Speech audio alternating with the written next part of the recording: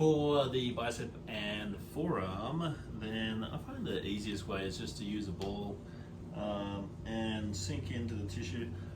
Often with shoulder issues, then you find that there's a tightness through this bicep, the top portion of the bicep, the coracobrachialis.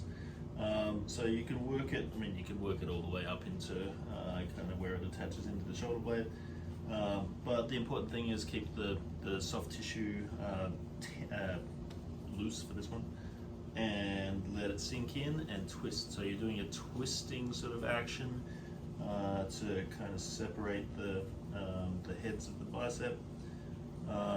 Sink in, breathe.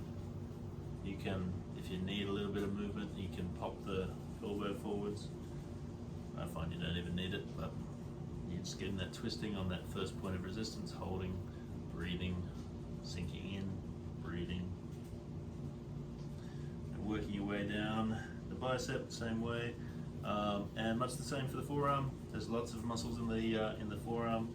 You can break them apart by basically what you're trying to do is get the muscles moving in opposite directions, and the twisting motion will do that. So the twisting motion will send one muscle down and the other muscle back up, and it's just finding where those adhesions are, so the tender points, and working your way through. If you have hair on your arms like me, then it's going to be a little bit uncomfortable because the hair's going to pull, but you know, I will suck it up. Politely, of course.